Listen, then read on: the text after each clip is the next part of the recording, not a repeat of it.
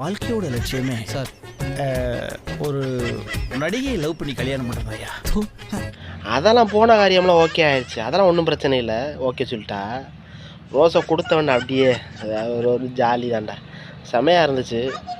அதுக்கப்புறம் அந்த ஒரு லிஸ்ட்டை கொடுத்தா அதை நினச்சி தாண்டா பக்கு பக்குன்ட்டு திரும்ப திரும்ப வண்டி இந்த சைடு ஓட்டுங்க சார். டோர் ஓபன் பண்ணி புதுசா கடை ஸ்டார்ட் ஆயிருச்சு. காலையில் 5 மணிக்கு அலாரம் வச்சு எழுந்திரிக்கணுமா, 6 மணிக்கு குட் மார்னிங் சொல்லணுமா, 7 மணிக்கு டீ குடிச்சிட்டியான்னு கேட்கணுமா, 8 மணிக்கு சாப்பிட்டியான்னு கேட்கணுமா, 9 மணிக்கு வேலைக்கு கிளம்புடின்னு சொல்லணுமா.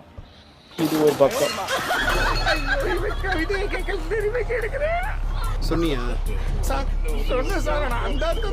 சொன்னல 11 மணிக்கு டீ குடிச்சான்னு கேட்கணுமா, 1 மணிக்கு சாப்பிட்டியான்னு கேட்கணுமா, அப்புறம் 4 மணிக்கு டீ குடிச்சிட்டியான்னு கேட்கணுமா, 6 மணிக்கு ஸ்டேட்டஸ் வைக்கணுமாம்டா. அது இல்லாமல் அவன் வச்சிருக்க ஸ்டேட்டஸுக்கு லைக் கொடுக்கணுமா, கமாண்டும் கொடுக்கணுமா. இந்த கொடுமையை நான் எங்கே போய் சொல். சார் எனக்கு எங்க ஆளு கொஞ்சம் பிரச்சனை சார். நீங்க நடுவுல தீத்து வைக்கணும் சார். நடுவுல பூந்து நான் மாமா வேலை பாக்குறேன். அப்போ அதெல்லாம் பரவாயில்லடா.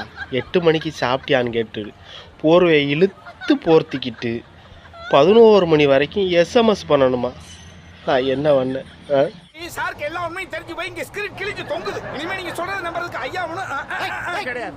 2 பேர் டிராமா நிறுத்தல போட்டு தள்ளிடுவேன். அது எத்தனை மணிக்கு முடியும்னு கேட்டேன். கணக்கு இல்லைன்ட்டா.